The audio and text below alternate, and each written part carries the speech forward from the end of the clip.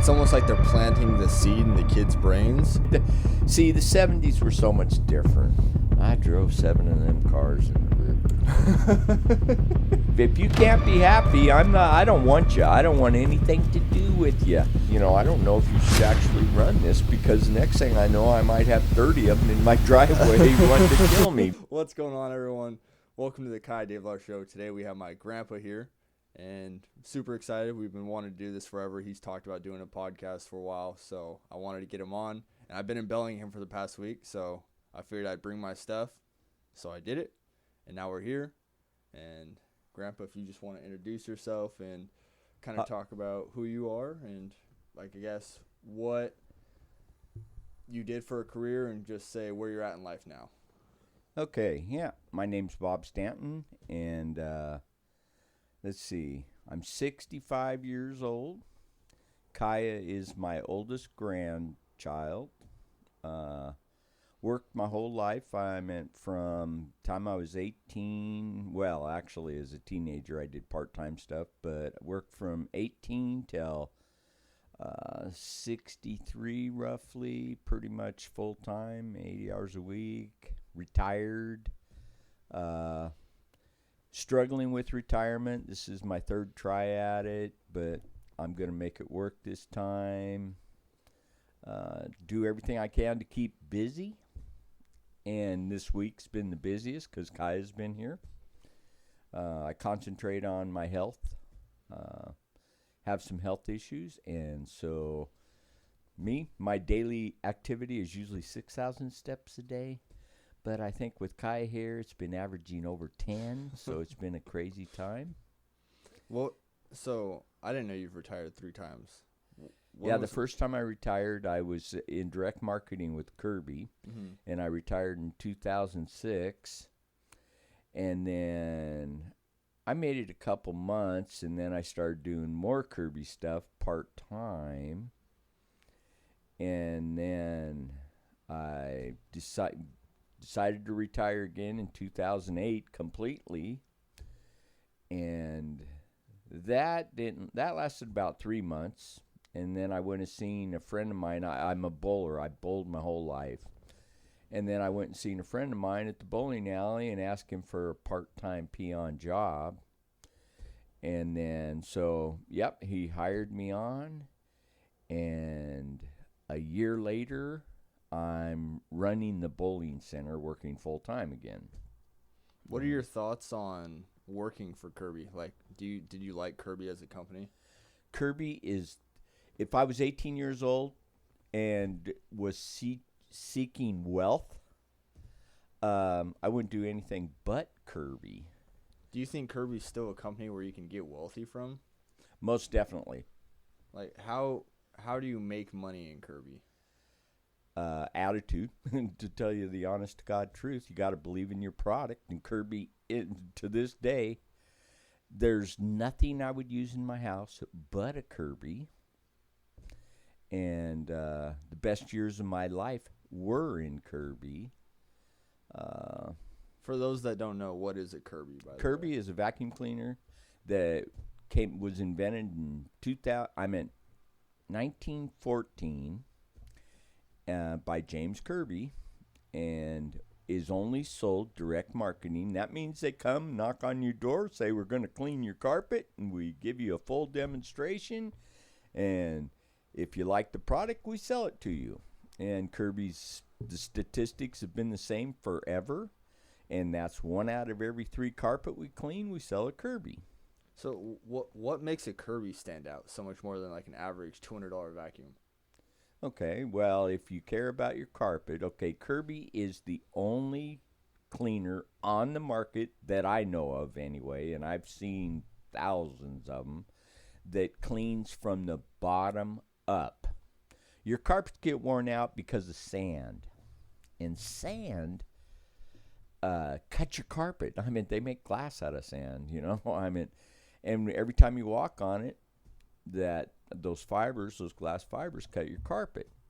But the Kirby sucks the sand out, so the average life of a carpet without a Kirby is about 7 years. Average life with a Kirby is 20 years plus. So it's your decision. If you want to keep replacing your carpet, don't buy Kirby. It's cool. You can get new colors if you want, and it's only a few $1,000s for a new carpet. So the big thing that sells Kirby then is going to be your, like, not having to buy a new carpet every 7 years. Or a vacuum. The average life of a store-bought vacuum is 1.5 years. And that's one thing I know you've told me with the Kirby is that they have a lifelong warranty, right? Yeah, it's called a lifetime rebuild warranty. It does cost you roughly 10% of the value of the Kirby.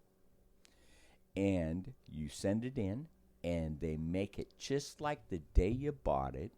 And if you bought it in 1920 and they don't have the parts for it anymore, then they send you the newest Kirby. So, and all the Kirbys are made in Cleveland, Ohio, and that's where they've been made their whole life. So how do people get rich in that? Do they do door-to-door sales, or is it all online now, do you think? It is door-to-door sales. The only way you're supposed to legitimately buy Kirby. See, I've been out since 2008 now, so the rules could have changed, because the only way I could have got out of Kirby was to totally ignore Kirby, because the excitement, energy would draw me back in. If I hadn't just cut it off completely, I'd still be in Kirby. So, the rules may have changed. I'm not sure. Like I said, I don't follow it. I've been offered to go back to work for Kirby, I don't know, 100 times at least. Didn't you say when you were at Kirby too that you were able to do like public speaking as well? Yeah, well, see, what happened was, especially from 2000 to 2006, had a new distributor come into Bellingham, Washington, and he changed the whole attitude of the company, and we started climbing the charts. Until before 2000, we were fortunate if we made the top 50. After 2000, we were unfortunate if we didn't make the top 5. So, success is everything in Kirby, and it's almost all about belief. We went from, I had my first distributor, all he talked about, I was with him for 9 years, and all he talked about was selling 100 Kirbys. And we did it one time in 9 years. Then another truly believing, hyperactive, energetic distributor came in. And the first thing he said when he walked in the office was, we're going to sell 200 Kirbys. And starting with month 1, we never sold under 100. And it took us 4 months, and we were selling 200 Kirbys a month just because he said it. And we believed it, and he sold it, and that was my job, to get everybody to believe it. And it was all based on attitude. And then when you are top in the area, we have trips that we go on every 3 months. They're called 100% club trips, but only the best get to go to them. And we were the best.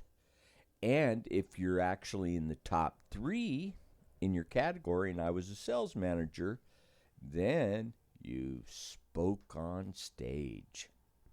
And believe me, public speaking, when you have never done it before, the first time I did it, it scared the hell out of me. I didn't want to do it at all. I was sweating. I never even slept the night before. And I wrote out a speech over and over again all night long. I'm writing out what I got to say because they want me to take at least 10 minutes of talking, And there's, I think, roughly 1,800 people, and it's kind of scary. So then I sat there and I figured it out, and finally, and I still hadn't slept, stayed up all night long, and then I get up on there, and there's 6 speakers up on the stage. Fortunately, my distributor was one of them. But then I was hoping I could go last or second to last or something. But instead, they said, you're going second. And then the lady that's putting on the whole thing, the divisional secretary, she brings me up stuff she wants to talk about. and it had nothing to do with what I'd written down. And it was, because they wanted to kind of know about our success, which is what I was going to talk about, but not in the time, the structure that she had wrote down. So then I get up there to the mic, I'm second, and I'm sweating, unbelievably, and then I look at the paper and I freeze. And fortunately, I had a great distributor, and he stood up, and we're live over talking to 1,000 people, and he walks up to me and he grabs the paper, crumples it up, and he goes, "Bob, just tell them what the hell we do." And then and then I still was nervous, but I started talking, telling about what we do. Everybody in our division at that present time was, their belief was we work Monday through Saturday and take Sundays off for rest.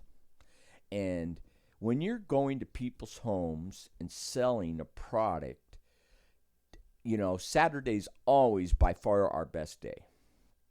But one of the things we changed, we take another day, we'll work Sundays, And then over the years, I changed the whole culture of Kirby by just letting them know that we work Sundays. And then, just everything, like the comparison of Kirby to other products. I got known all of Kirby because I always carried a Zippo and I always carried a Bic in my pocket.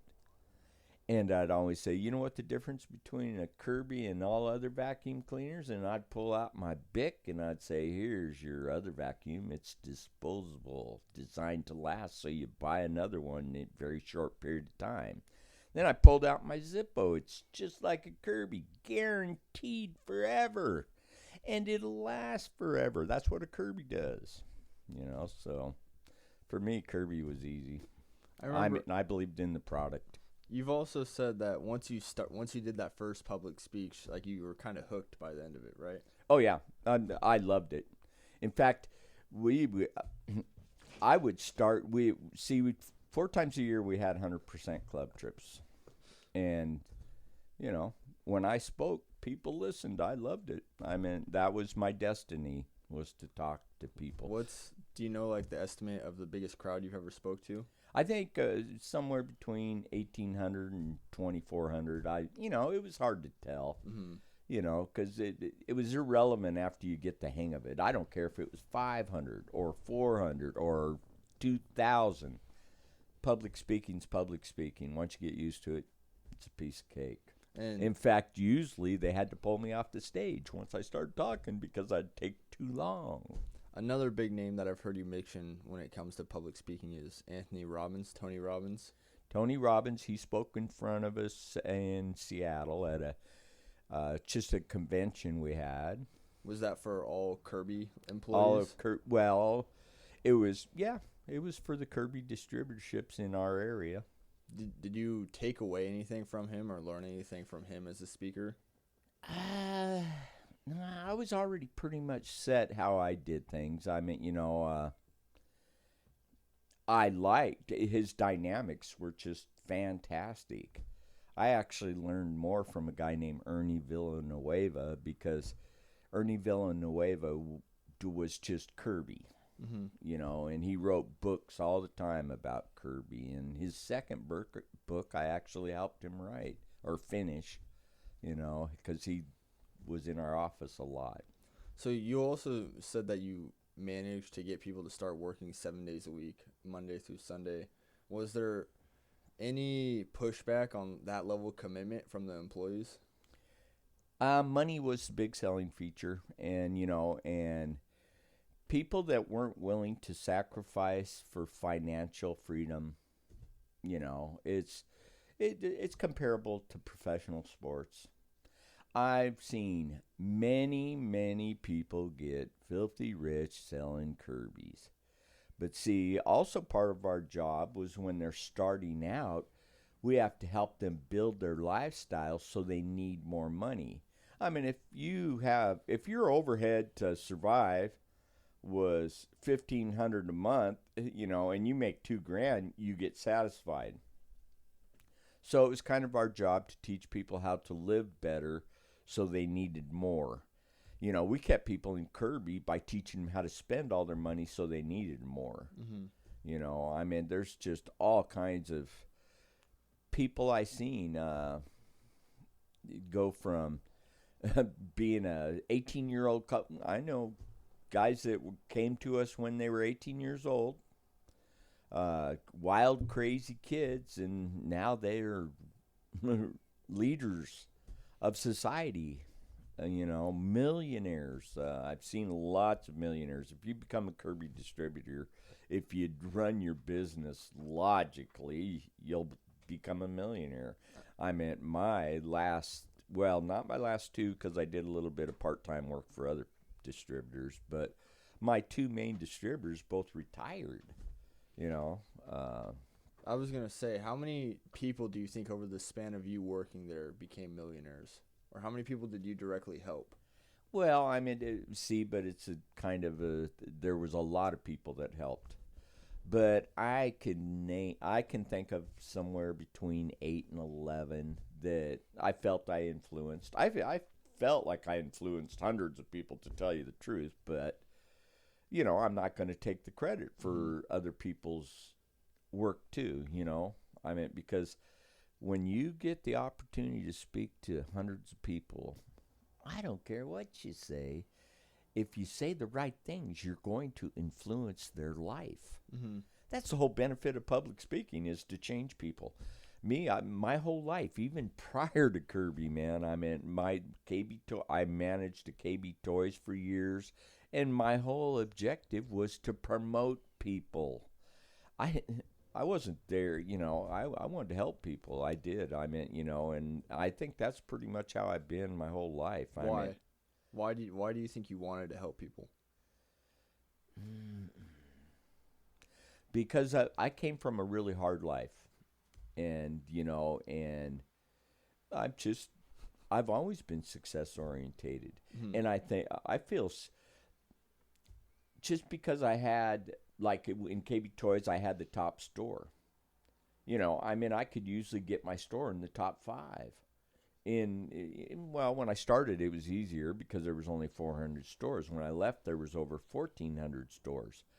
And over an 11-year period, I promoted 9 store managers to get their own stores.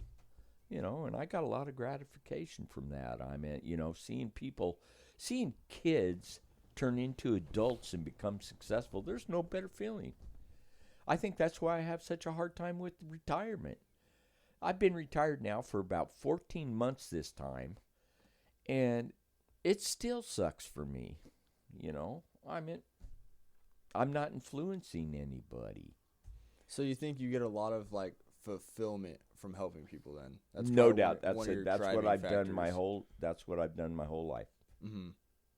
So, also in business, what would you say is the key factor then to pushing people forward? Is it always money, or is there any other factors that you would use to push people to be successful? Early on, people were easy, like in the early 90s, it was easier to influence people just to be excited. Now, toward the end, it's all about money now. Mm-hmm. See if, what's the old saying? If you're happy with what you do, you never work a day in your life. Yeah. So, but if you can get the combination of like what you do and make money, that's why Kirby's the best. What I did every day for 19 years? The first thing every morning at our meeting, we sang songs. How many of you guys have a business and you preach to your employees to come in and sing songs? It ain't happening. And if you ain't smiling, man, I'm coming up to you and I'm asking you to leave. If you can't be happy, I don't want you. I don't want anything to do with you. You're not going to be successful. I don't give a shit what you do if you can't smile. Life's too short, got to be happy. And, if you can't be happy, Kirby is definitely not for you. Mm-hmm. All right, we're back on. Okay, so we were at, like, kind of the environment in your work. Why do you think the environment is so important at work? Like, everyone's smiling and whatnot. Well, when you're in a sales or any kind of customer service position, you need to be able to smile. And truly smile. See, I had at our office in Kirby, there was a pole. We crossed a bridge to get to our office. And anytime I had anybody new, which was a lot, sometimes 100 people a month, I would walk them across the bridge. And then there was a dead spot in the grass right below the pole. And I told them, before you cross the bridge, every day, I want you to put your personal shit right here. That's why the grass is dead, because it holds everybody's personal shit. And when everybody had nicknames, mine was Kirby Bob. Pretty easy to remember that. But everybody that worked for us had nicknames. And when they crossed the bridge, they weren't who they were before. They were their nickname. And when they got to the other side of the bridge, the only requirement was to be happy. You had to be happy. You had to smile. I know everybody's got personal shit. But if you're going to carry your personal shit around and share it with everybody, it's just a bummer. It is so easy to get everybody down. It is. You could talk anything depressing and you could bring a whole room down. It takes massive effort to keep everybody happy. So it's almost like going to work, you have to kind of put on a second persona then. Exactly. And do you think it's the same for going home then? Like, you don't want to keep your work life, you want to keep your work life and your home life separate then, I'm guessing. Correct. When you walk back across the bridge, when you're done working, you can pick up your personal shit and you can mope over it or whatever you want. And if you want to have a good night's sleep, just leave it there for the night. Mm-hmm. I mean, it doesn't matter. All I'm saying is you can't bring your personal stuff. I don't want you to walk across the bridge and tell the whole world that you just had a fight with your girlfriend or your wife or you broke up. I don't want to hear that shit. I mean, I don't think anyone really wants to hear that. But people like to share their misery. They always do. Everybody always does. So, and you see it, and it commits failure. I had a kid working for me once, 19 years old, and he's coming off a year where he made $108,000 the year before. And his girlfriend broke up with him. Actually met another guy, and it was his girlfriend. He quit. Just gave up everything. And I have a hard time understanding it, because life throws so much shit at you. I don't care who you are. I don't care. And people think that money's the cure to life. Money's not. I mean, if you have money, shit happens. If you don't have money, shit happens. I mean, it's easier for more shit to happen when you're broke. But I don't care. You got money, shit happens. Mm-hmm. I mean, I'm retired 14 months, and, to tell you the truth, I would rather be working, but I'm not. I mean, my family says no, I mean, I don't need to work. I mean, it's not a money situation, but I'm going freaking crazy. I think that's just kind of like your personality, though. Like, I think there's a lot of people that, given your situation, they'd be okay just being, like, sitting here doing nothing. But I think that's just not you. Like, you like to be moving around, doing things. Yeah, I got to be around people. I do. I mean, I already figured it out. I mean, I took on repairing clocks. Now, you can even ask him. I got a whole freaking house full of clocks. How do you even get into that? They told me to find a hobby. Mm-hmm. And I already liked clocks. And so I learned to repair them, And I mean, everywhere I go, I look for mechanical clocks. If I find a new mechanical clock, I hope it's challenging to fix, And it keeps my time occupied. But it's not enough for me. It's really not. Now, I've been doing it for over a year. Got over 78 clocks. And now I got to find a new hobby. I mean, I just bought a truck. And I'm kind of looking forward to working on the thing because it's an old piece of shit. Do you ever resell the clocks, or do you just hold them? Or yeah, I've resold some. I will. My wife's got 3 more years of work, so, and then when she retires, I'm going to sell everything. Speaking of hobbies, I know you like to watch NASCAR. What got you into watching NASCAR? Well, when I was a child, never really had a father figure, and then I think I was like 10, and I got new neighbors that moved next door to us. And he drove NASCAR, and just at the local track. But I got to start helping him work on his car. I mean, mostly I did rinky-dink stuff, but I watched everything he did. And they were called stock cars, but the more you could learn to cheat, the better you'd be at racing.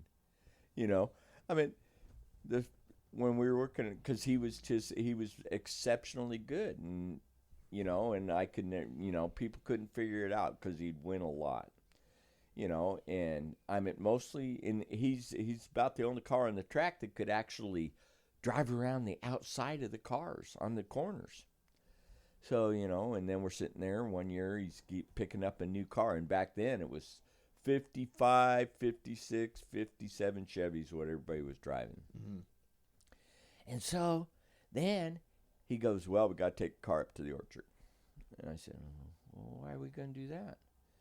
And then he took the car up to the orchard, and there was a backhoe and a tractor there, and I couldn't figure out what the hell he was doing. And then he hooked the car. He hooked the tractor to the left front and the backhoe to the back right, and he twisted the frame. Now they have Blackhawk systems and they can check for it and stuff, but he twisted it and nobody else ever thought of this crap. I'm telling you, this was unbelievable. And when he did it, the car, if you let go of the steering wheel, it automatically turned left.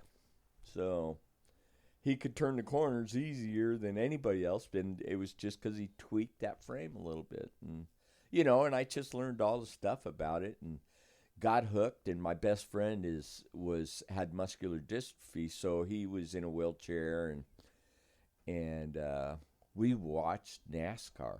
I mean, I watched NASCAR my whole life. I even tried it and did some pretty cool things with it, but never great.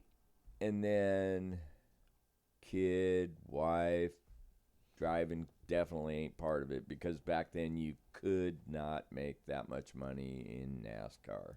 Who was your favorite driver of all time? Who's your favorite NASCAR driver of all time? It was Davey Allison.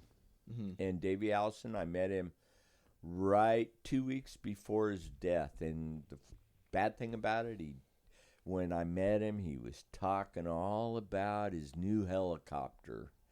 Because he had a little helicopter, but then he got a bigger one. And, and just when I met him and we talked for a little while, and, we were real similar age-wise, everything. And you got to know him, and had my son with me, and he met him. And 2 weeks later, he was going to his local his track by his house in his new helicopter, and because it was bigger, the blades were bigger or whatever, and he hooked it on a fence, and A red farmer was with him, and then he died. Oh, the helicopter got hooked on a fence? Yeah. And Jeez. then he died from massive head injury from the thing. And he was a NASCAR driver. He drove the Texaco 28. Mm-hmm. And that was in 1992 he died. And who do you think is the best NASCAR driver of all time? Well, me personally, that's kind of an argumentative point, but I believe Kyle Busch is the best there ever was. You know, he's Richard Petty is known to be the king. He's got 200 NASCAR wins in the top division. But in the old days, top division sometimes even drove their NASCAR to the track. Kyle Busch has more than 200 wins, and they were the top 3 divisions: truck, Xfinity, and Cup. But Richard Petty's still known as the king, and I mean, you know, and then there's Jimmy Johnson, who's got 7 championships. Dale Earnhardt's got 7 championships. Kyle Busch's biggest problem is his attitude. He doesn't put up with any shit, and he speaks his mind too much. So popularity, because he got his first win with Rick Hendricks. And Hendricks, it was the biggest then. He's biggest now. And, you know, and he got his ride with Richard Childress. I meant not Richard Childress, but Rick Hendricks. But his attitude cost him his job. And then he went to Joe Gibbs Racing. And believe me, he built Joe Gibbs Racing, and he built Toyota more than any other driver by far. Almost every driver in NASCAR, all these kids, at one point or another, most of them drove for Kyle Busch, or, you know, as a part of him, because he owns his own truck team. So his impact on the sport's pretty big then too. Yeah, but he still has the attitude. I mean, he does. He pisses a lot of people off because he speaks his mind. So do you like that about him, though? Oh, of course. You know, I mean, but society, you know, a lot of people see he's similar to Dale Earnhardt Sr., but, you know, Dale Earnhardt Sr., he was known for wrecking everybody. Kyle Busch doesn't wreck everybody, but he sure does talk a lot of shit. And if he finishes second, he's pissed off. Well, that's kind of a good thing, though, because that just shows, like, his competitive spirit. Oh, yeah, no doubt. And there's nobody's going to, well, his kid might win more races than him, because his kid's goal is to win more races than dad. Mm-hmm. Is there any up-and-coming racers that you think have a pretty good shot at being, like, really good? Well, now that the new cars are out, the young kids got a better chance, and the young kids have actually changed the whole racing circuit. I mean, for years and years, the road courses were very rare. I mean, there was usually 2 a year. I mean, there used to be just Watkinson and Sears Point. Those used to be the only 2 road courses. You know, but there's been a few here and there. Now there's 7 a year, and that's not how NASCAR was built. I mean, they changed, you know, like when they went to Indianapolis. They're going to Indianapolis, and they're making this super speedway into a road course.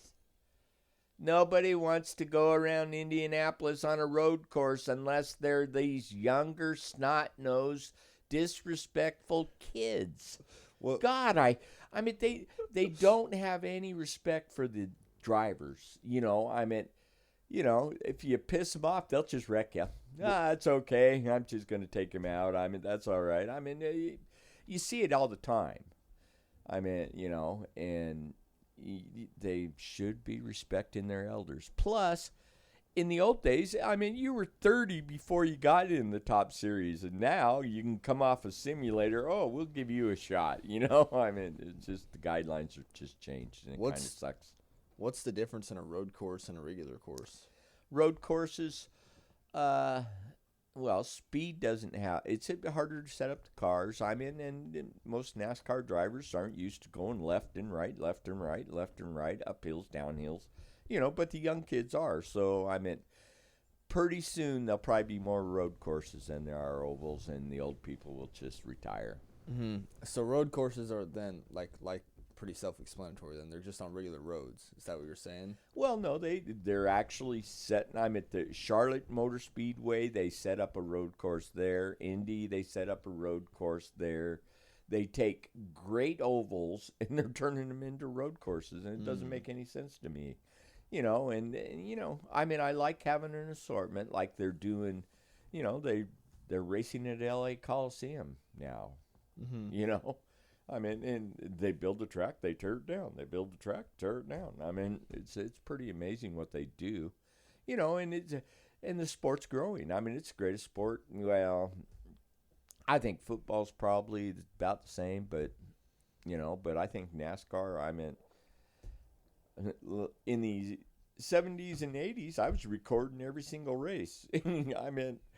I had probably 600 VCR tapes, because each VCR tape I could put 2 to 3 races on, and I recorded them all. I did. I was so hooked. Mm-hmm. But I seen all these, and now, because of just the way it's changed. They keep changing the cars, and and in the old days, the winners were the people that could cheat the best. Yeah. And anybody could say what they want, but Hendrick was the best at it. Got caught a lot too. And nowadays, there ain't no room. A year ago, Denny Hamlin and Kyle Busch both got disqualified because they had a sticker on their paint job. Yeah, it's crazy. That's how tight it is. Uh-huh. So speaking of racing and cars and everything, do you have any specific stories to do with like cars or like racing, or just any crazy car stories, I guess? Well, if you want to, I don't know if you want to talk racing, very short. Mm-hmm. And there wasn't any money in it. Now it's tremendously wealthy. I had a lot of cars. You want to talk? Shoot, here's the story. Well, we're teenagers, and what we used to do, it's kind of a funny thing, is but 2 buddies of mine, one was a great mechanic, one was a great body guy and painter, and we would pick up cruddy cars for nothing, and then we would fix them up, paint them. I did mostly. I wasn't the mechanic, but I knew mechanics, and and then we would take the cars. I couldn't, because I got carded till I was 30. Both my 2 friends, they were walking in bars at 17. And they weren't even carded. They both had full face hair, and they just matured a lot faster than me. And they would take the cars after we fixed them up, park them in front of a casino in Reno or Vegas, and that's how we made all our money. And then it was a lot of fun. And then we're redoing one. Here's a story that you can't, I guess whatever, I can't get me in trouble for this, but we were building this other car, and then we needed a transmission. And I was a bad teenager, I can tell you this until but I think I was 15, and they sent me down to pick up a transmission at an auto parts wrecking yard. Basically, they used to be everywhere. And then the guy said, "Yep, got a good one here in transmission." Got the transmission, and we always opened them up to be sure everything was cool with them before we put them in the rig, because if you put them in the rig and there's anything wrong, it's just a hassle. So I got it, and then my 2 buddies got all pissed off at me because they opened it up and it was full of sawdust. And I took it back to this wrecking yard. I'm at the very next day, and the guy refused to give my money back. And I wasn't a good kid. I'm just being straight. I did go completely 100% straight when I was 18. But he fixed up cars and just got them running, and then he parked them along in front of his shop to sell them. And I tried everything to get the guy to just give me my money, the money back, because my two buddies were pissed off, and that money was actually going to cost me. So, middle of the night that night, there was a road in Wenatchee. This is where this was, and it was called Walla Walla Street. And when the river was high, the river actually came up the street. And this was less than a half mile away from where this guy had all his cars. And I got 7 of them started that night. Actually, back those older cars, I did it mostly with a pocket knife, to tell you the truth. And I drove 7 of them cars in the river. I still lost the money that I paid for the transmission. My buddy still made me pay for it. But I felt a hell of a lot better. You know, I mean,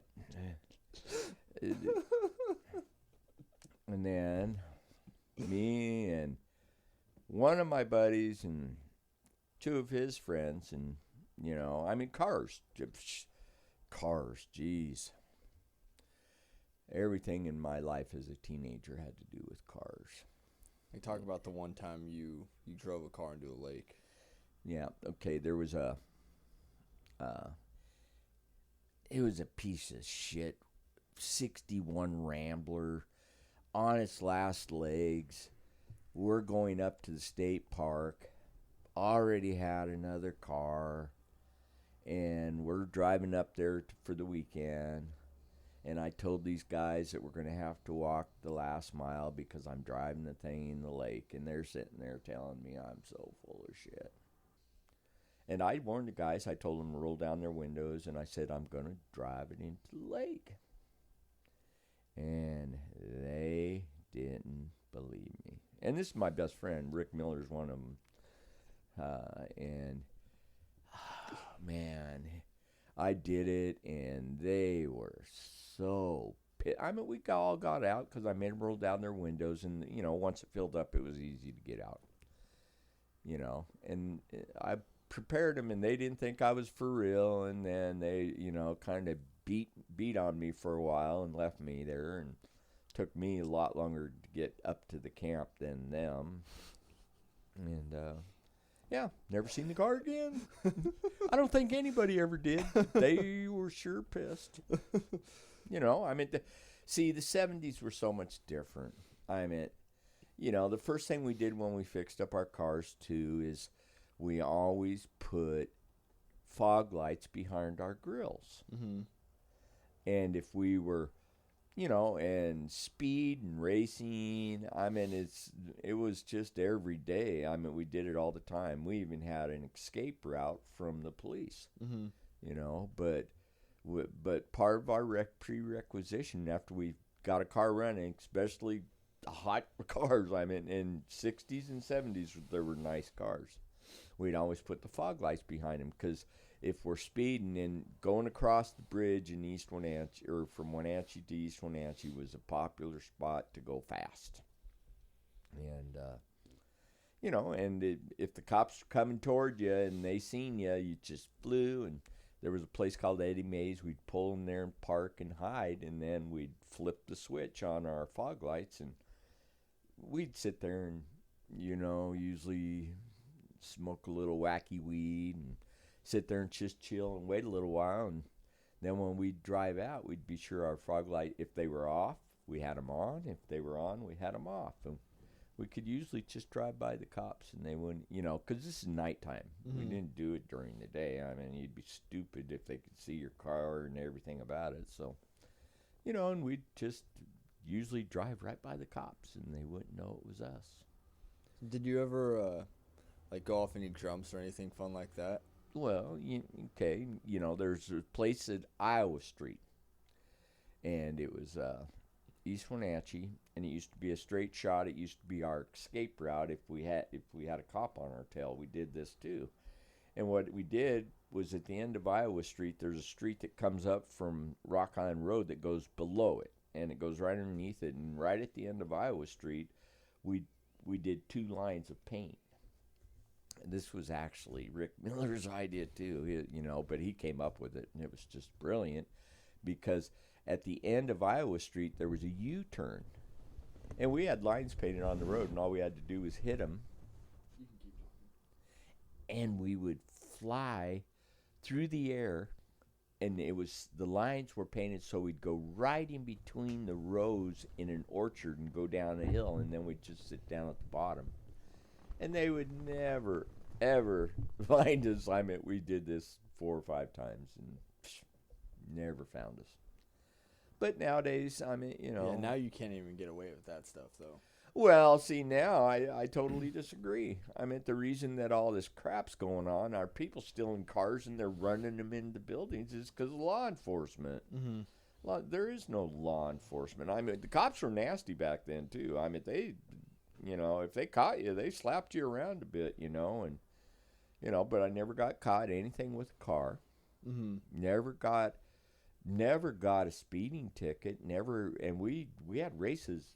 Shoot, every weekend, and I mean, they would bust our parties, and, and back then, if they busted us, it was very rare that they would take us in. They would just harass us and take whatever we had. Yeah. And nowadays, I mean, but we definitely had fear of them. Mm-hmm. I mean, it was part of the adrenaline rush, I guess. Do you think people today don't really fear that? Well, the problem is, I mean, our law enforcement is weak. It really is. I mean, do you think that's because of our actual law enforcement, or do you think that's because of the government running it? I think, like, the policemen would probably hold people more accountable if they were able to, right? Well, I think because, it's just how society is now because, I mean, George Floyd's situation started a lot of it, and there's going to be good cops and there's going to be bad cops. There's in all positions in life, there's good and bad, and I don't think, I mean, that's kind of where it all started because, I mean, of a bad cop. Or bad cops, plural, actually, I mean, it's the leadership in the police department that caused it. Yeah. I mean, it's just like life. I mean, but I think our law enforcement needs help. I think it needs to, because they've lost the public's respect, but now the kids are realizing that, I mean, that like when they took over, the bad guys took over blocks of Seattle and they held it for weeks. They even took over a police department. That wouldn't have happened in the 70s. There's no way. It wouldn't even have came close. I mean, how do you think the police departments can go about getting the respect back from the public? They need help. I think on a federal level, I think that, I mean, I think it has to start with the presidency myself. I really do. I think we need good leadership in our country, and I don't think we have it. Mm-hmm. I mean, because, I mean, police are being outnumbered by the bad guys are outnumbering the good guys. So what are you going to do? Yeah. I mean, you need help, and evidently just all of our society, we need a leader that can lead. We need to change everything in our country right now. And, I'm waiting to see a good guy step up and become president. Do you not think Joe Biden's doing a good job? I think the whole system is all screwed up. And I'm not going to say Joe Biden. I'm not going to, I don't know. I want probably an independent to step up. And you tell them, if they tell me they'll do these things, then I'll vote for them. Mm-hmm. And the first thing we got to tackle is our national deficit. Right? Okay. How do you handle trillions of dollars of deficit? what you do is you federally legalize marijuana, put a federal tax on it, and then our national deficit goes away. Instead, they're letting the states collect this money, and we have no freaking idea where the money's going, even though the state gets it, and just put a federal tax on it, legalize it, so that the business that's eating up the alcohol business, it gets the federal government gets the same kind of income they get from the liquor laws. Mm-hmm. And then that way, that in 3 years, our national deficit's gone, and we're not being hung out to dry by other countries. Mm-hmm. And then the second thing they have to do is, we got to put a hold on this immigration crap. I mean, I'm not saying it's a bad thing. It's always good to be a free country and stuff. But if you go to anywhere, you're going to see homeless people. I'm in our country right now, can't house and feed the people we have, Mm-hmm. And I mean, I'm saying, okay, if you were a household and you were using instant milk and you could barely feed your family and you wanted to apply to adopt more people to come into your house, they wouldn't let you. Yeah. So we're a country and we can't feed and house all the people we have right now, and we're allowing 20,000 extra people a day to come into our country. I mean, let's just cut it off until we get, we'll take care of the national deficit, get our finances in order so we can get the homeless off the streets, feed all the people that are going hungry that already are here. And then after we get that taken care of, we'll invite the immigrants to come back. Because we're just putting ourselves in a position that the immigrants are trying to get away from. Yeah. So if we take care of those two things, and the third thing we talked about was the police. Mm-hmm.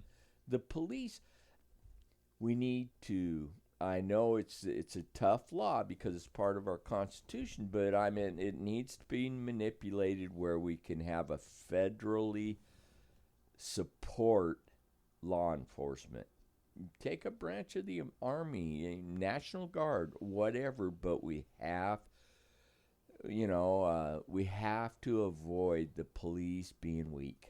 Mm-hmm. And if we build a strong police presence through the federal government just to help local police departments fix themselves. And what I mean by fix themselves with discipline, integrity, financially, I mean, just long enough. I mean, we had a situation in Seattle, Washington, not too long ago. There were street racers, and the police went there to break up the street racers, and the street racers ran the cops off.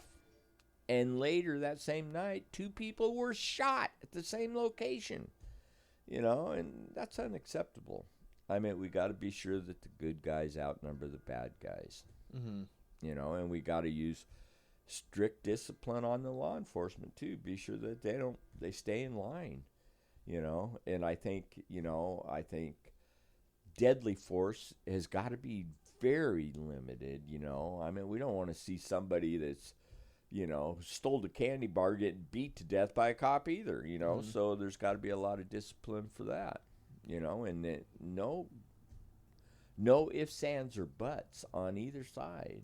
When it comes to punishment, what do you think is, like, do you believe in the death penalty? Like, if you killed someone, do you think you should, like, be, like, what do you think of, like, the eye for an eye? Yeah, see, I'm not really fond of the death penalty. I think just, but, I mean,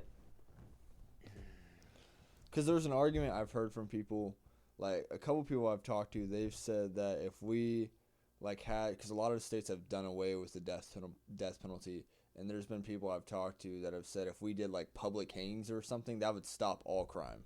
They believe it'd stop all crime because people would see that in first sight. If, like, you committed a crime, like they do in, like, the Muslim religion, they'll cut people's heads off for committing crimes, and that's why they have such little like petty crimes like that, is because they have such harsh punishments. Well, I think our law enforcement has to be a lot tougher. I'm not sure death penalty is the thing, but we don't do anything. I mean, our laws have to be tougher. I mean, shoot, when a city has to vote whether doing drugs in public is illegal or not, that's the stupidest thing I ever heard. Of course it's illegal. If you're doing drugs in public, I'm throwing your ass in jail, and I'm throwing your ass in jail and cutting you off every kind of drug you could possibly do until you're straight. That is true. I don't know where it's all done it, but I know Seattle's done. They've opened up a place where drug addicts can get clean needles and stuff like that. Yeah, but it's stupid. They're supporting the habit. And then in Oregon, they decriminalized all drugs, I'm pretty sure. So, like, it's not illegal to have any drugs in Oregon, which I think is so weird. I know a lot of people argue that, like, if it's not illegal to do drugs, I don't know what their basis of the argument is, but I just think that's so weird to legalize all drugs. See, it's also very stupid. It's because of society, the way it is now. I mean, you could sit there and you can assault somebody, rob somebody, and then you just go to the judge and you say, well, I'm addicted to this drug and I had to do it to get more of it. And they're saying that they're not charging him with the crime of assault or robbery. They're saying, well, he needs to go to get fixed, Mm-hmm. Throw him in jail. But the problem is the discipline in jail is bad too, because they're getting drugs in jail. But our whole legal system has to be tighter. I'm not going to be a big promoter of the death penalty, mm-hmm. and I don't know if that would really help. But I think throwing people in jail that have drug problems and be sure the jail's free of drugs, mm-hmm. I mean, it's all... people got to be scared to go to jail. Yeah, that's another thing I've heard of, is there's a lot of, like, sneaking drugs into jail. Oh, yeah, that's the problem. Yeah. See, there has to be... jail has to be a nightmare place to go. Mm-hmm. And right now, I mean, the big hardened criminals that are... The wealthy criminals that go to jail, they're still doing their crime inside the jail. Mm-hmm. No way, man. I mean, I think the whole structure system has to change. I mean, there has to be meals every day. There has to be exercise every day, but there definitely doesn't need to be any of the other. And they don't have to... Jails, they're not like schools. There don't have to be a social thing. Yeah. I mean, I just think that, solitary confinement is... probably, if you have a drug problem, I'm putting you in jail, and I'm putting you in solitary confinement where you're not around any other person and you have no way of getting any kind of drug or stimulant. I'll get you 3 meals a day. I'll give you a workout pad that you can work out in your little tiny cell, and I'm going to make your life miserable until you're straight. Mm-hmm. And I mean, it's just... You got to clean shit up. Yeah. Ain't going to happen, and our society's not designed that way at all.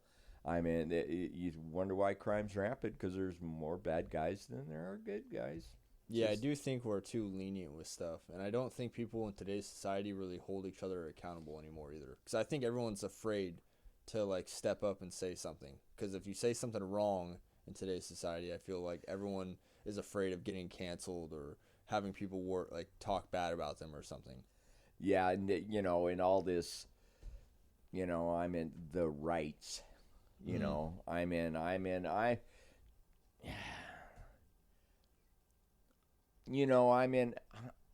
I'm not really prejudiced against anybody. I mean, I've been around my whole life. I've been, some of my best friends have been black people. I've had great Mexican friends. I've had Indian friends. But I've known pricks in all races. I mean, there's good guys and there's bad guys, and I don't care what color their skins are. But I think we gotta quit promoting what's not natural. I mean, first of all, we took the Pledge of Allegiance out of the schools. I mean, why? Because somebody in our country doesn't want to pledge our country or our flag? They don't belong in our country. I hate to tell you. I'm sorry. I mean. Yeah, I don't see why that'd be a bad thing. Like, why is it bad to have pride in your country? And I feel like that's something that people always push down now. Is kind of like, it's almost make it seem bad to be an American. Yeah, I mean, it's just everything. I mean, even the religious thing. I mean, they say that 90, I forgot what the percentage is, but it's the high 90% believe in God. But you cannot, you can't pray in school. You can't, I mean, there was a football coach, I think, I forgot where, Western Washington, I forgot what school. But every game after he was a football coach, and every time after the game, he would go pray in the field. And he didn't make his team come pray with him. They came out and prayed with him, though, but not all of them. And he got fired for it. And he had to take it all the way to the Supreme Court to prove that it was his legal right to pray. And he won. It's crazy too with that situation, is that people will say that's him like pushing his beliefs on people, but then those same people that are saying that he's pushing his beliefs on people are also the same people that are pushing like their thoughts on people as well. Like with all, like whatever their beliefs, everyone's always pushing some sort of belief on other people. Like, you can't help it. Like, your beliefs are always going to come out whenever you talk to people, no matter what. Yeah. Oh, I totally agree. I mean, and I'm just. But that's like the good thing about the Second Amendment or First Amendment is freedom of speech, is that you're able to publicly express how you feel, and all. No, that's not true. They took it away from us. They have. Well, I know, but I'm saying like that's. I think that one side is able to do it more so than the other. Like, I feel like people with certain beliefs are criticized a lot more in today's society. Like, free speech isn't as widely accepted as it used to be.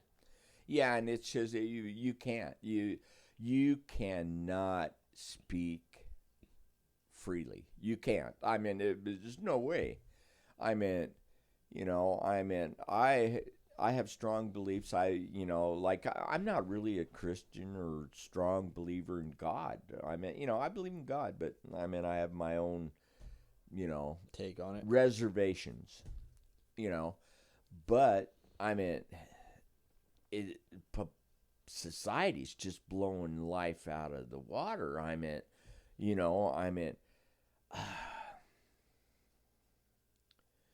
things that are normal today, I'd rather be back in the 70's where they were so abnormal. Mm-hmm.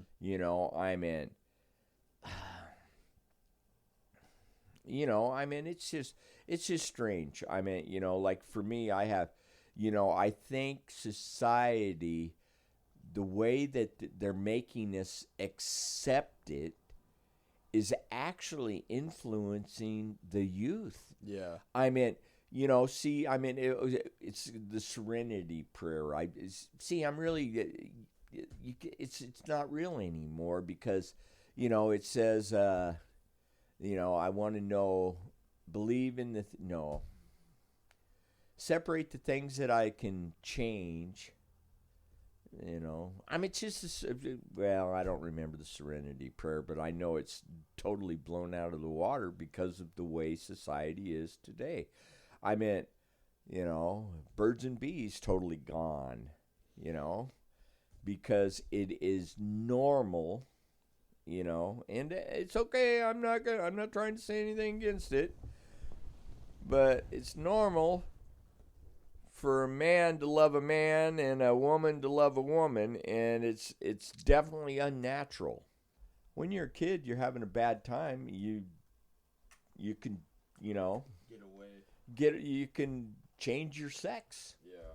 You know, and it should not be that way. I just, I don't think it should be, you know, I don't think a 13-year-old, says, geez, the boys are picking on me, and I want to be a girl now. And in today's society, it's normal. Yeah. I was kind of a horny young man. I mean, when I was a kid, shit, I might have did it just so I could go in the girls' locker room, I used to dream about being invisible and be able to go in there. I mean, I was, you know how you are when you're a young man. But, all I'm saying is it's just, I don't think it should be a normal for our society. I mean, that's just me. I mean, I have lots of family and friends that are, and I love them to death. But I gotta just, sometimes the thought of it actually makes me sick to my stomach. I mean, it's just not natural. I mean, you can't produce that way, and biblically it's not natural. And I mean, but I'll go with the flow because that's how society is now. No, so that's one thing that I really agree with too, is I feel like they really are pushing all that on the kids. Like, I don't think like you said, a 13-year-old should be able to choose its gender or change. I don't know. I feel like these parents are pushing it on the kids a lot. Like, some people are pushing their kid to be, like, if it's born a girl, then they try and make it a boy, or vice versa. Like, I've literally seen videos of this mom and her kid, and she was saying, she goes, oh, I know it was, like, born a girl, but I knew he was going to end up being a boy since the day he was born. And so, like, she started dressing her girl as a boy ever since it was a toddler. And now, like, the girl has this thought in its head that it's actually a boy ever since a little kid. And it's like they're pushing all this. I don't know. That's just weird because that's not what you're born, and you're not going to be able to reproduct. Like, society's not going to be able to be reproductive with itself if everyone's changing their genders, because that's just not how the natural gender roles work.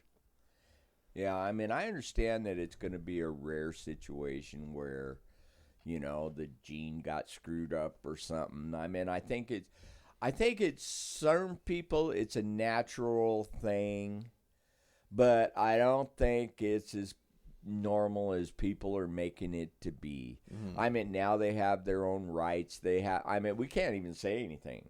I mean, we literally can't, and the funny thing is, you can hardly watch.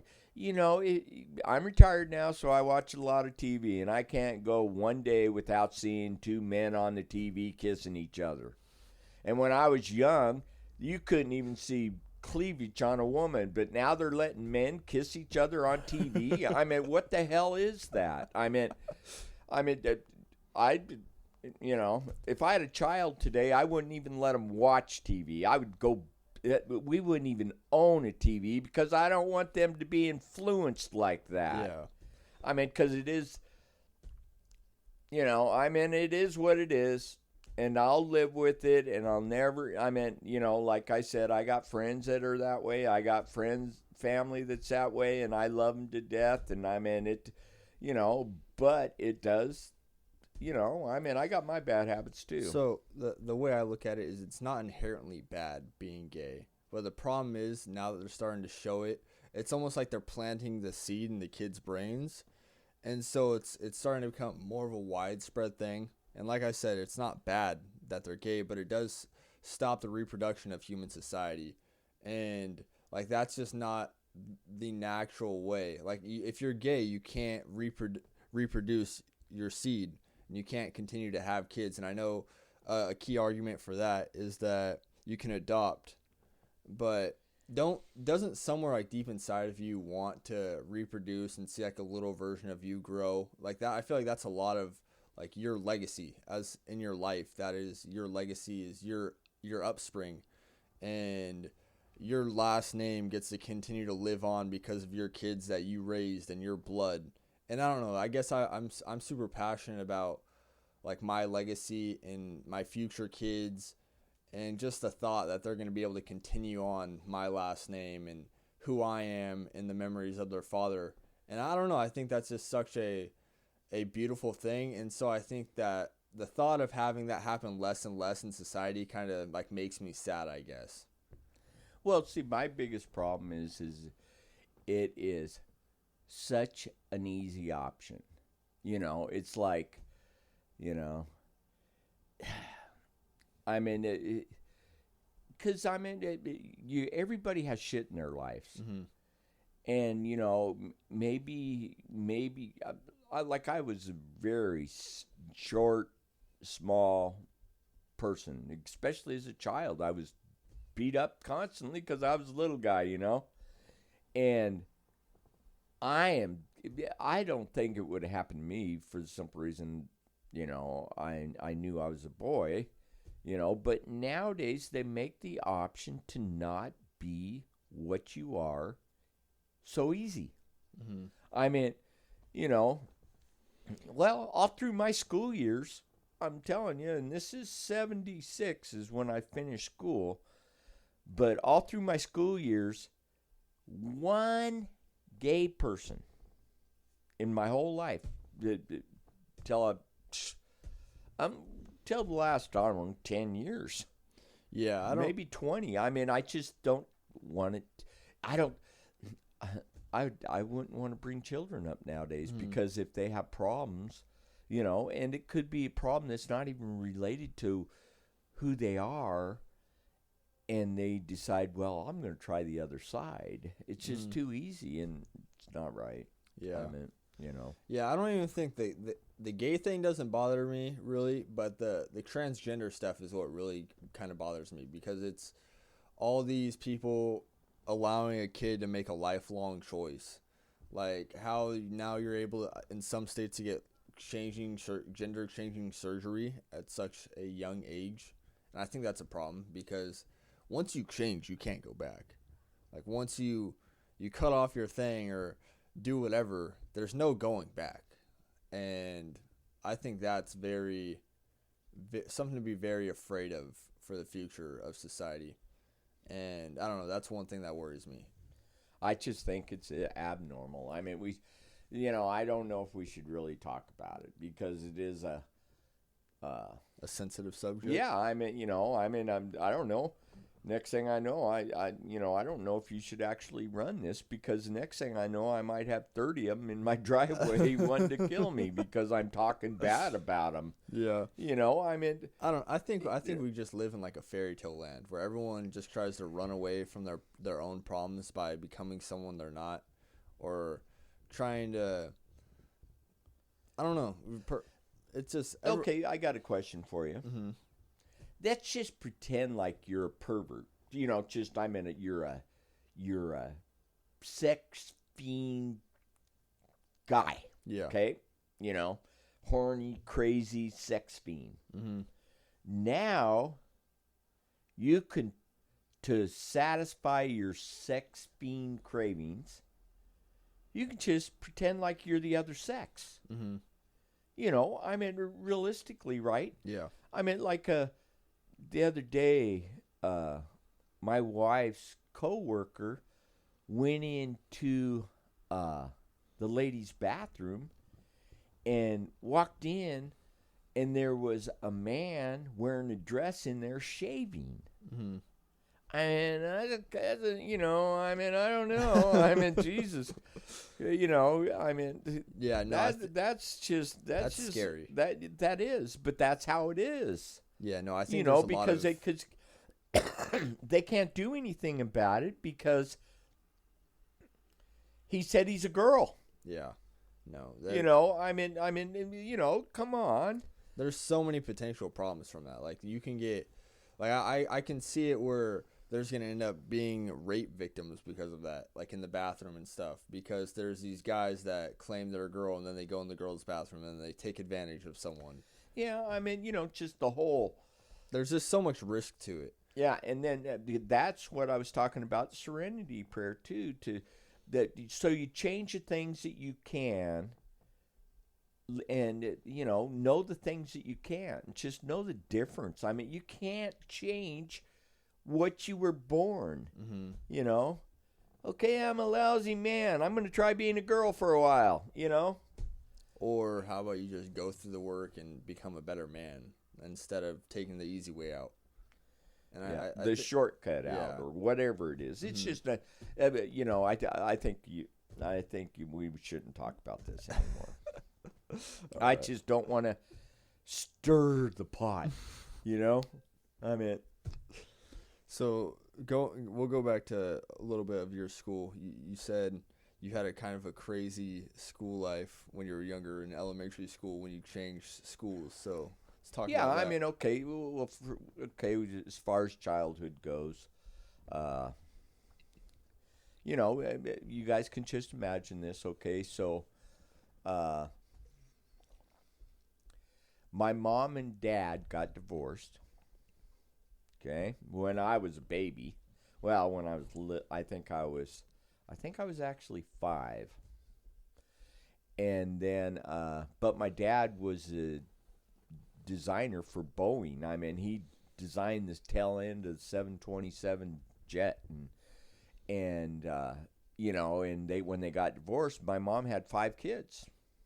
So there was 5 of us kids. And then my dad was paying alimony and child support, and the first of every month was like Christmas. I never understood the money part of it, really, how much it was or any of that. But then my dad decided that he didn't want to pay it anymore, so he ran and hid and didn't pay the government anymore. So the first of the month came, and my mom hadn't had to work or anything. And I'm 7. And then the first of the month came,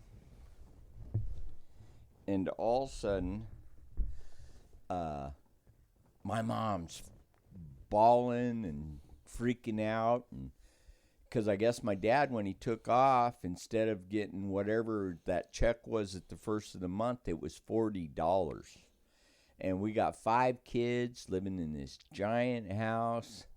I mean, we had 4 bedrooms and, a full basement and just big house, nice house. So, and then over the next, I don't know, when all this happened, we were living in East Wenatchee, and I was going to Grant School. Grant School has 3 full classrooms for every grade, except for the first, second grade. But like third, there's 3 classes. Fourth, there's 3 classes. Fifth, there's 3 classes. So, about 90 kids for each grade. And then I made it through 5th grade at Grant School, and we moved twice. We moved to a smaller house, still in East Wenatchee, still going to the same school. And then the money got harder, and as soon as the money got cut off, my mom had never worked, so she started going to work full-time and going to school full-time to become a nurse so she could support her 5 kids. And anyway, so it was still tough. I mean, just picture yourself right now, even in today's society, being a single mom with 5 children, And then we moved to a little town, Rock Island. Now, my 6th grade class consisted, I think there was maybe 15 of us in there. Half boys, half girls.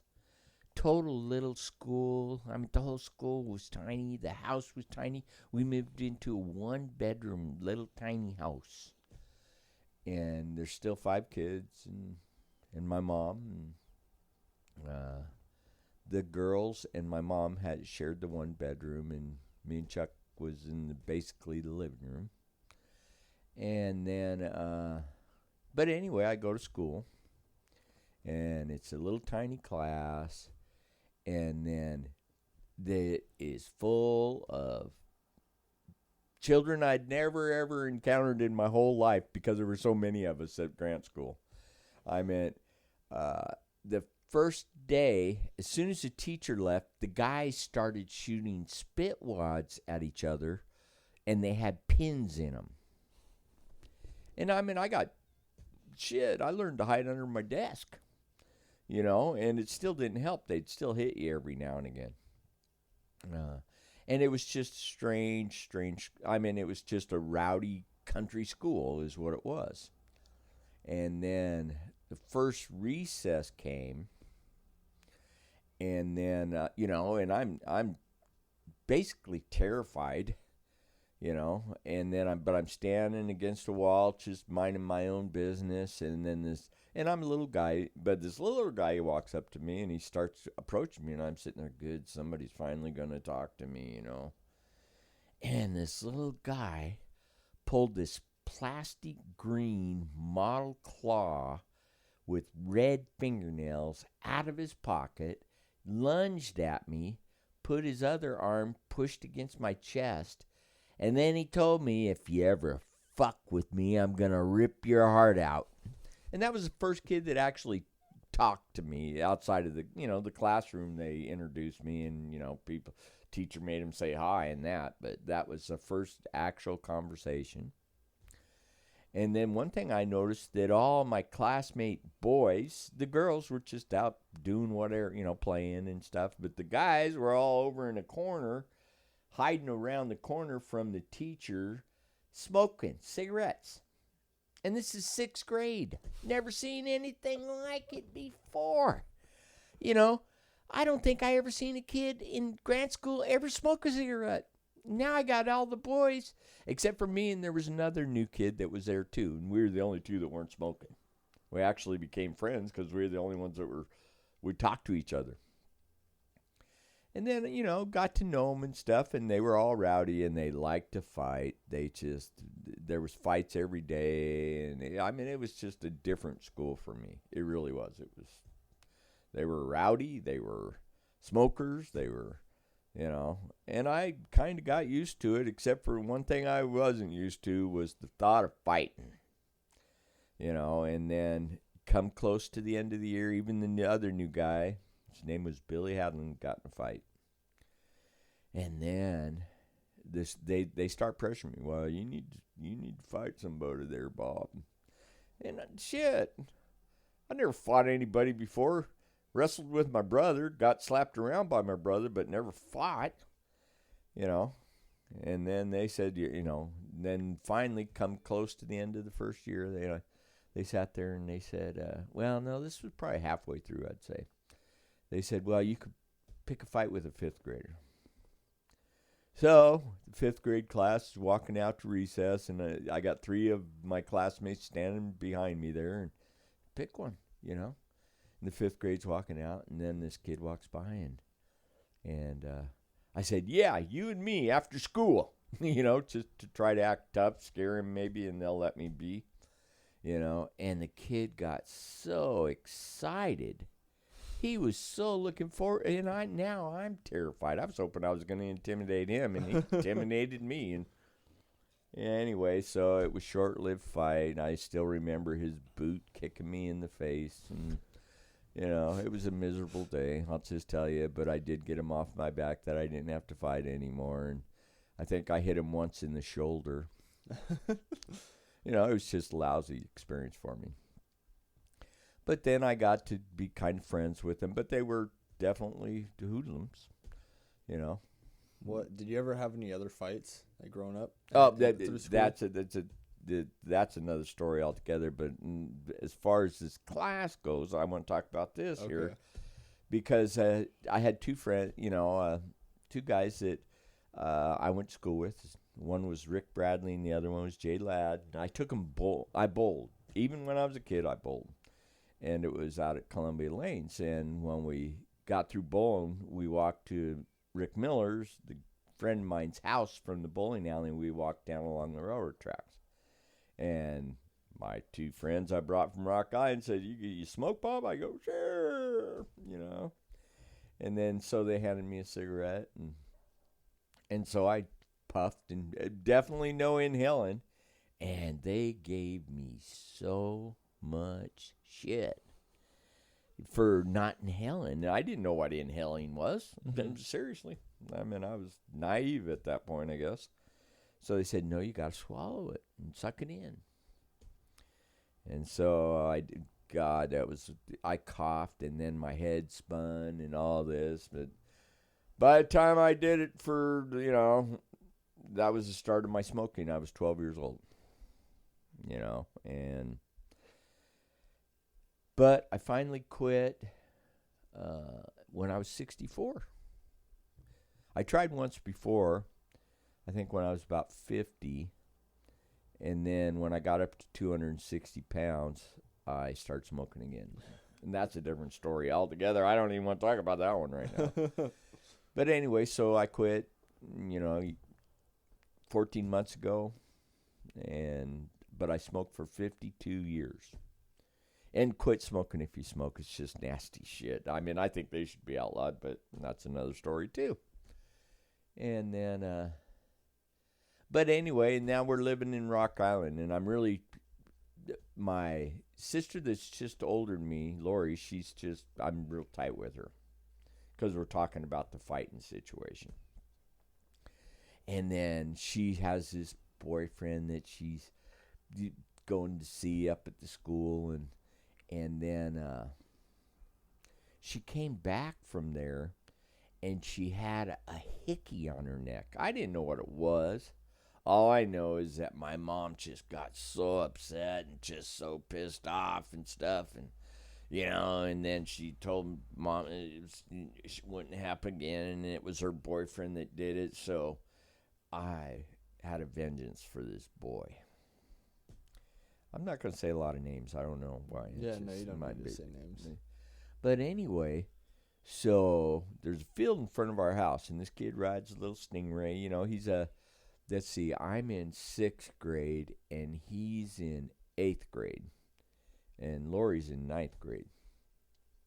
Anyway, and he came by all the time riding his little Stingray, and I had this field in front of our house that had a dirt driveway that kind of went all the way around the 7 houses that were on our little alley or whatever you want to call it. So I went to the middle of that field, and I had my kind of my fort area anyway, but I gathered all the rocks I could. And I could not wait for that kid to come back to see my sister, because I was going to pelter this kid with rocks.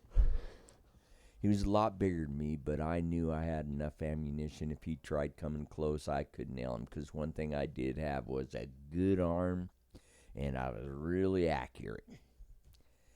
Anyway, so he got there, and he got right in the middle of this little U section, and I know no matter which direction he ran to, I was going to be able to throw rocks at him for quite a bit of time, and I did. I peltered this kid. Because I had no idea what the heck he was even, all I knew is that he hurt my sister, So I did. I just nailed the hell out of this kid, and he actually never went out with my sister again, and he pretty much stayed away from the house too. But the next year, all of a sudden I go to Sterling Junior High, and I'm in 7th grade. And this kid's in 9th grade. And, needless to say, he didn't do it himself, but he'd sit there and he paid kids $0.25 to hit me once, and he'd give them $1 if they'd beat me up. So my everyday day in school was running a lot and getting beat up a lot. And he just had the kick of, so because you talk about fighting. I started learning to fight a little better. I learned how to duck really good because I was little, I was a little short guy, and, but I definitely learned how to fight better. But it was usually miserable, because usually when he'd have somebody beat me up, then him and his other friends would grab me and throw me in the office and try to make me tell on the kid for hitting me or beating me up. And I would just do a circle through the office. I wouldn't tell on anybody because it wasn't their fault. Mm-hmm. And then I kept getting beat up all the time. and I hated school, didn't even want to go to school.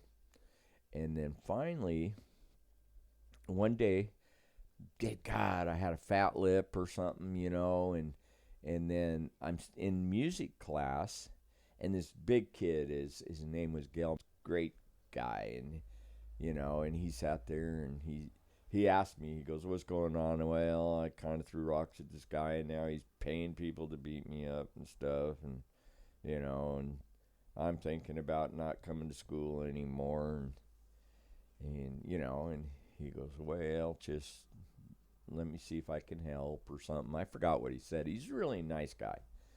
And then anyway, I think 2 days later, I'm in the locker room, and this kid, I ain't mentioning names, but his first name was Jackie, and he sucked. But anyway, so they're starting to stuff me in a locker. And then, no, he was in the corner watching these two guys stuff me in a locker, and he's in the corner just laughing his ass off. And then this friend of mine, Gail, walks by, and he sees him laugh. First of all, he chases the two kids off that are pushing me in there. And then he sees Jackie over laughing, and then this guy, I think he was close to 6 foot tall in the 7th grade, And he goes over to Jackie, and he says, "Anything that happens to Bob, I'm going to make happen to you." And the rest of my year was pretty cool because nobody picked on me anymore because this Jackie kid was almost my bodyguard because he was so scared of this other guy. So that was good.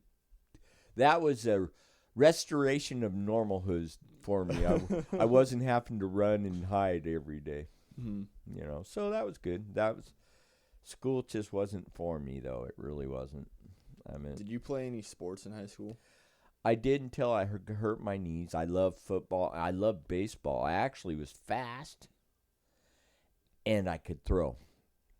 Baseball and football were my best, and it's a sore sport subject to me, because you always have visions of being great. And I had a kid I was actually playing quarterback, and I had a kid that kept coming up to the line saying, "Stanton, I'm going to kill you." Kept saying it. And then we had a play. I was going to hand it off to the running back, and then I turned around, and he wasn't there.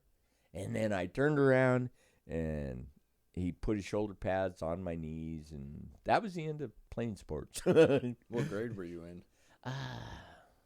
9th, I think.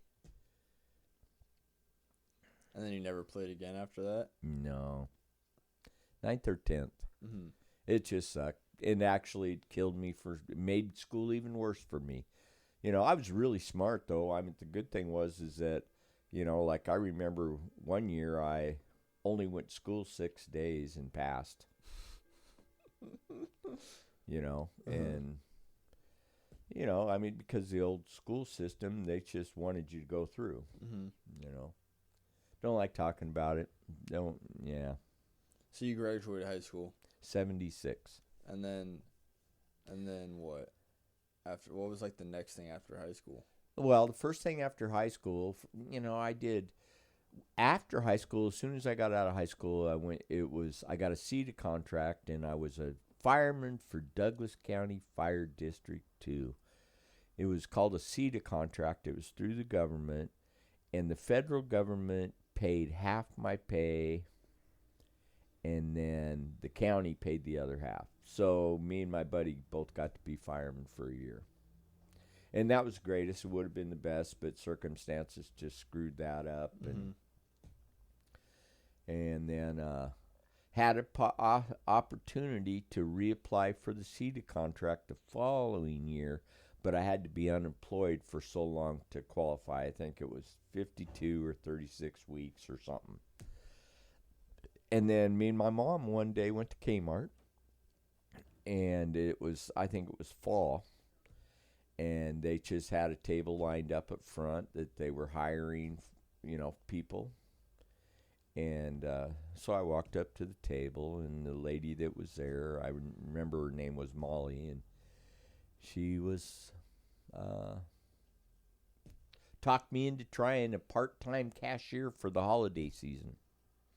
So I started working retail, and I'm 19 roughly. And then I started my retail career. And that's also the same job you ended up meeting Grandma, right? Yeah.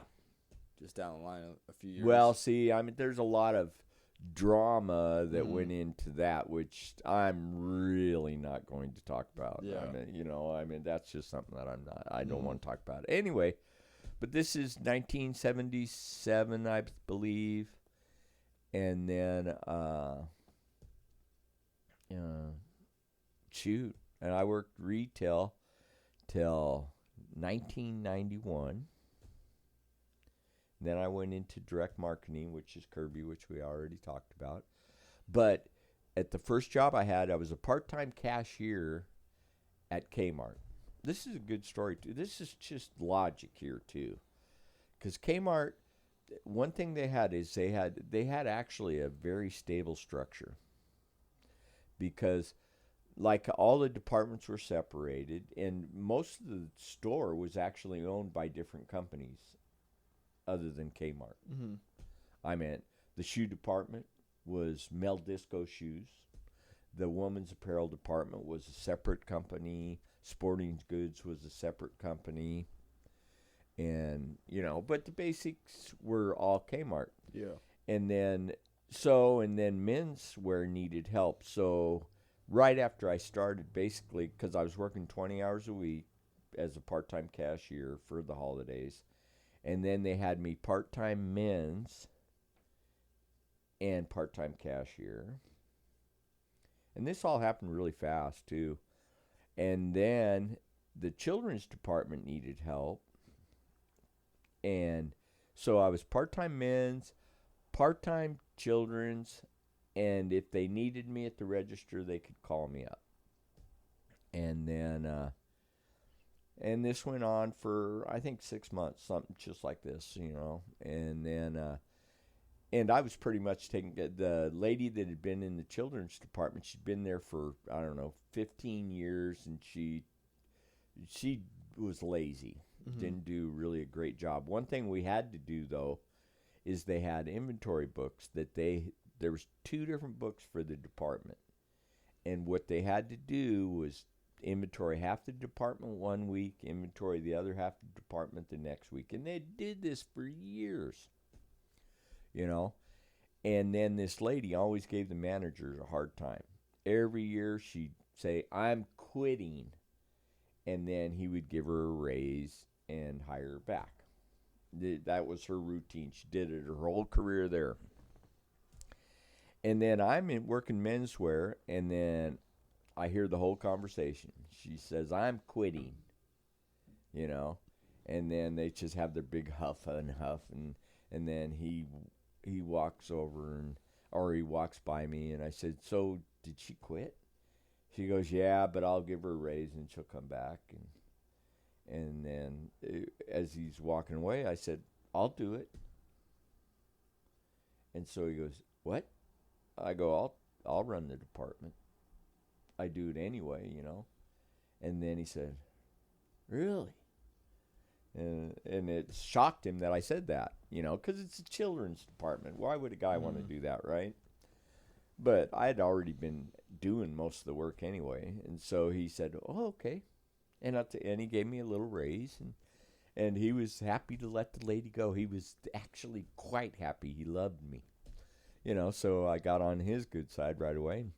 And then anyway, so when you count the book, when you do the inventory of the books, the one step I didn't know about was you also placed your order. And these books were so much information. So all I did was, but they didn't let you take them home. So I did the no. First week that I did the books, I snuck it home. I did. I snuck it out of the store against the rules, everything. But then I looked at the numbers. And, because they did it forever. I mean, I don't know how far these numbers went back, but they went back at least 10 years, right? So I was sitting there, and this lady was ordering all wrong. I mean, Kmart had these $4.97 Easter dresses. I think this was the time I was ordering. And she would order 288 of these every spring. And every fall, we were marking down 200 of them to nothing to sell them because we couldn't sell them because nobody'd buy them. And then she was ordering 48 of this $44 dress, and they were gone the following week. And I sat there and I put my first order in, and I was employee 123. That was my number. And then I sat there and if we ordered, I ordered 48 of these cheap ass dresses, and I ordered 288 of the expensive dresses, and then I did it with the whole department, with every product. The ones that sold, I bought more of, and the ones that didn't sell, I bought less of. I mean, it was just total logic. I mean, it wasn't even difficult to me. I always liked numbers. So I turned in my book because you turned it into merchandising, and then an hour after I turned it in, I hear over the intercom, employee 123 to merchandising, and it wasn't a friendly voice either. And then I go back there, and there's the manager, there's the merchandiser, and he goes, "Do you realize how much you ordered dollar-wise?" I go, "I'm telling you, it will work," and so they let me do it. And then after I did it, no immediate response to it. And the following week when I did the other book, I did exactly the same thing, except for the second book, the second half of the department, I did take the book home. But I didn't tell them this part of it. But I just did the same thing with the numbers, And then when I took over the department, the best year they ever had was $69,000. And the first year I took over, I did $145,000 the first year. And then the manager's name was Don Mitchell. He goes, "So, Bob, if I had you take over another department, could you do that?" Because he was so excited, And then I said, "Well, sure. But I need somebody to help me there." And so then they gave me houseware or plastic. Well, it was housewares, but it had big plastics and stuff. And, and then I did the same thing with the book, except for this is a lot smaller department, so it was easier to fix. Because what they had was 4 feet of Rubbermaid plastics containers, right? And then they had 16 feet of the Kmart cheap crap. Basically, all I did was reverse. I made 16 feet of Rubbermaid, cost a fortune, got called to merchandising, did the same thing, 120% increase in that department. And then he kept giving me more departments to oversee. Next thing I know, I have 8 departments. And then, but they don't have a name for my position because all my departments now have managers, and all I'm doing is all the ordering for all these departments, which is definitely a full-time job. And I maintained the departments according to the guidelines of Kmart. And then once a year, this guy comes in. His name's Brownsworth. He was the divisional supervisor. And when he comes in before the store opens, and the whole store, all the manager, the 3 assistant managers, and then all the department managers have to follow him as he walks each aisle of the store. And every time he walks the aisle of the store, if everything that he points out that's wrong, the store manager, the people have to, it kind of rolls downhill. But the people that are running that department have to stop and fix the stuff. Right then, before before he leaves the store, he walks the store again, and everything he pointed out, it better be fixed. And then anyway, I had an assistant manager who was directly over me. His name was Buxell. And so we're walking the whole store, and all the people are disappearing all around me, and he's went through 3 of my departments, and I don't have any problem. And then he keeps walking and walking. And then I had one problem, and it was in domestics, and so I had the manager fixing it. And then, see, all the departments I had were all under one assistant, and his name was Jim Buxell. He was actually my favorite management person. And then when we got through walking the store, it's usually just the store manager that's with him. But me and Buxell are both standing there. And then he looks at us and he goes, "What are you guys doing? How come you're not fixing the stuff?" And we didn't have anything wrong. And then he asked who the hell I was and what my job was, and then everybody's trying to explain to him. And he goes, "We don't have that position." And he goes, "Well, he takes care of 1/3 of our store, sure." And so we all go back into the office, and we're having a meeting, and he offered me a RAM position at his store in Seattle. And I didn't want that because a RAM is a resident assistant manager, and you never become a manager. You just stay there. I'm in good paying, but I'm going through divorce, and I got relationships going on, and I just wasn't ready for it.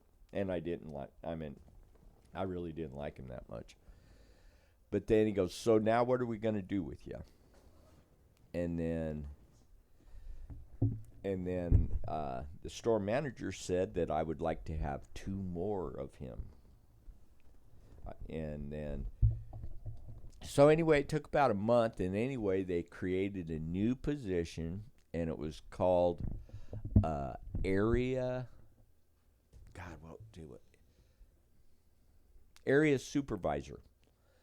And they allowed my manager, Don Mitchell, to put 2 more people in my position, and the store was divided into thirds because there was 3 assistant managers, and each assistant manager had one of me, which was called an area supervisor, and we overseen 1/3 of the store. So basically, I created the position of area supervisor for all the Kmart stores. Before I left Kmart, there was 3 area supervisors in every Kmart. And I invented it. And so that was kind of a cool thing. And then anyway, and I met my wife there. I married her. And then when we got married, Kmart had a strict rule, no family members in the same store. So when we got married, one of us had to quit. I was making the money. I was good position. And so my wife, it was her choice, and she left. And in Wenatchee, you either work retail or the sheds, and she went to work in the sheds and put kind of pressure on us. So then I left and went to a different retail. What would you say, because now how long have you and Grandma been married now? 41 years. What would you say is like the biggest key to a successful marriage?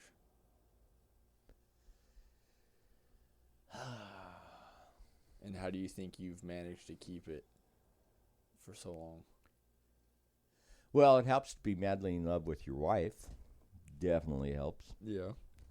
I was really a lousy husband forever. I mean, I was a chauvinist pig for a long, long time. Because for some reason, because I never really had a father growing up, I believed that it was solely my job to provide. I really thought that's what my job was. I mean,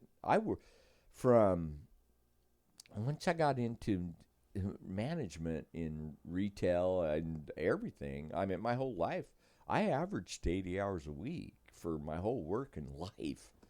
And I thought that was the entirety of what my responsibility of being a father and a husband was, to provide. If I put a roof over your head, that was my job. You know, so, and now that I'm older, I realized I threw away way too much stuff. Jeez.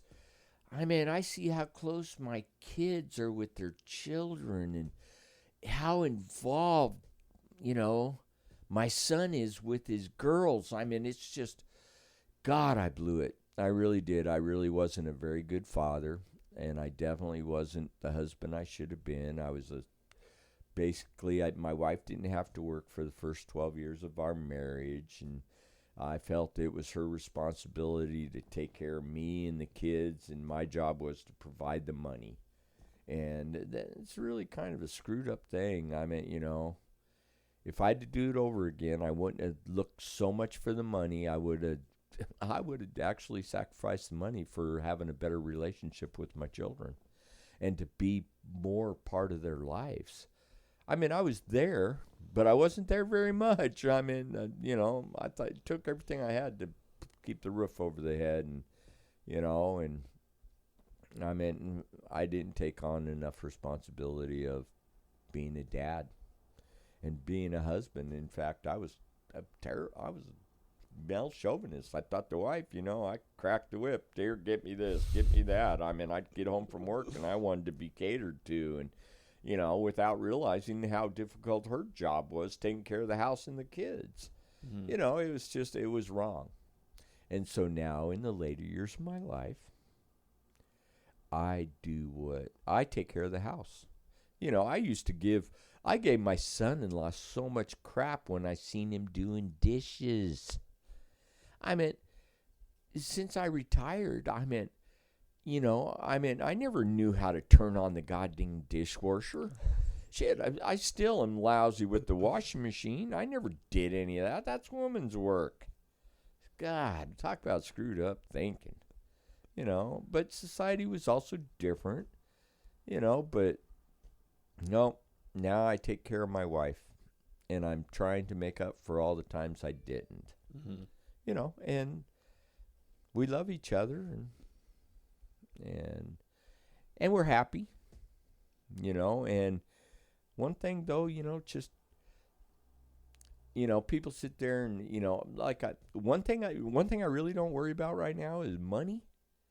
And it's kind of a funny thing. Most of my life, that's all I worried about. And now it's everything else. I worry about the health. I worry about my wife. I worry about my kids, my grandkids. You know, I mean, my mom. What do you think is the most important thing in life? Like, what is most valuable to you in life now? Well, family, for sure. Most definitely. Why? Why? Because I ignored it for most of my life. I mean, when I was younger, I mean, I went months without even talking to my mom.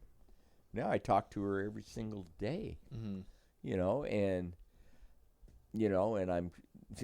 I want to be closer to my kids. I mean, we're going to retire. When we retire, we're actually going to move into a motorhome.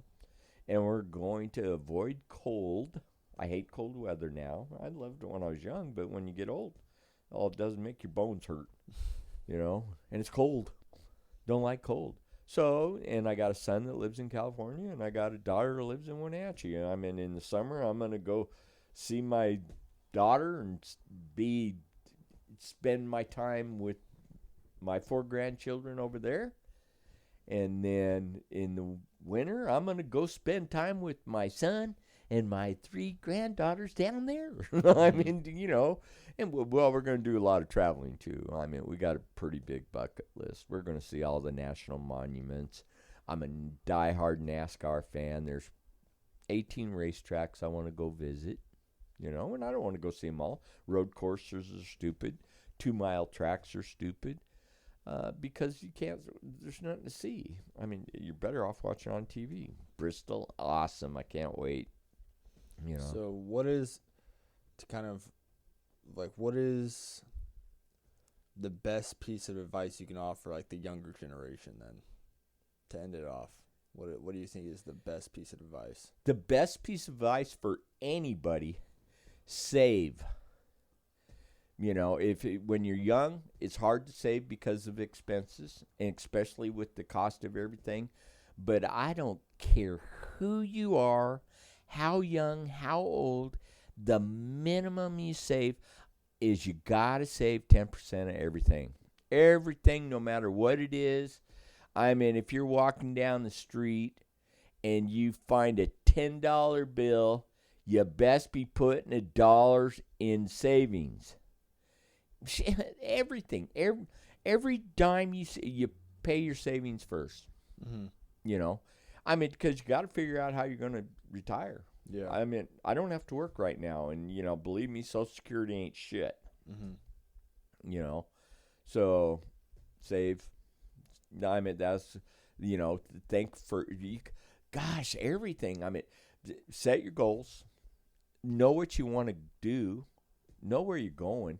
I mean, people spend hours. I know people that spend weeks. We do. We spend forever planning our vacation.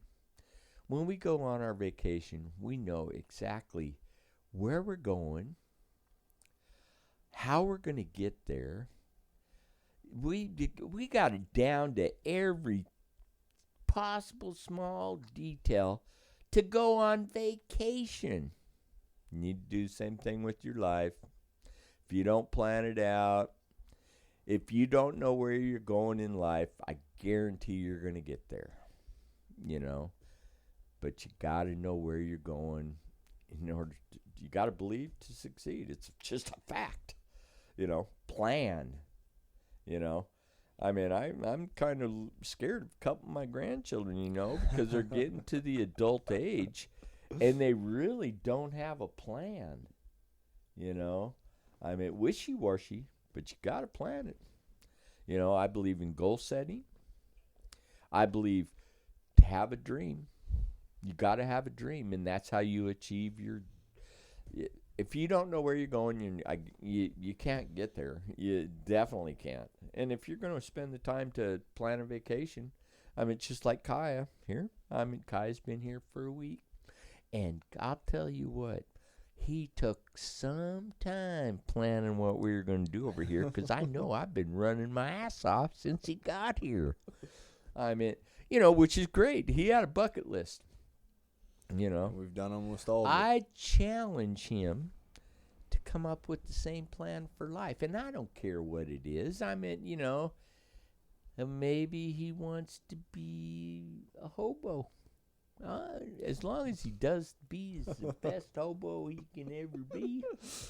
If he wants to be, if he wants to be a rocket scientist, he better go to school, I mean, but you got to have a plan. You got to have, one thing I learned about in Kirby, you got to dream to succeed. You do. You got to have a dream. And, I didn't, but it's got to be flexible. All your plans got to be flexible at some level. My dream, my $3 billion house did not come to be. It didn't, but it was there drove me for 19 years. But yeah, that's what kept you motivated during all that time. Always dream. Was having that vision and that dream. Yep, always got to have a rock solid dream, and then you got to figure out how you're going to get there. And Kirby was actually a good routine to get to where you wanted to be, and people influenced the ending of the dream. I mean, it wasn't me that ended it; it was them, and. And it's okay. I made changes, changed my dream. And the funny thing is, then I dreamed I wanted to retire without having to worry about money. And retirement really sucks. And I don't worry about money. I mean, we don't have, I'm debt free. I'm, everything I have, I own. you know, money's just not a problem, but I guarantee it doesn't solve the problems. Yeah. Now my problems are mostly boredom and not being around people. I mean, I joined the senior center, which, 10 years ago I would have said it was crazy as hell, but I did it just so I can socialize with people, I mean, I've led people my whole life, and I gotta, rather be volunteer or something, I'm going to do it again. Mm-hmm. I'm going to find something where I work with people, especially young people. I like the influence of people, and I'm not a negative influence. I mean, it's not, but I am bluntly honest. I really am. I mean, I'm, people that are negative generally don't like me very much because it's unacceptable to me. Mm-hmm. Okay. All right, y'all. Well, thank you, Grandpa, for coming on. It was fun, huh? It's been a good time. We've talked about it a lot. We talked about so many different topics, and hopefully you guys enjoyed it and got to hear a few cool stories and learned a little bit about my grandpa. And yeah, I had a great time and can't wait to do it again. So I'll see y'all later. This is the Kai Davilar Show. Don't forget to like and subscribe. Peace out. And that's it. Cool. So, was it fun? Yeah, it was good. I'm glad we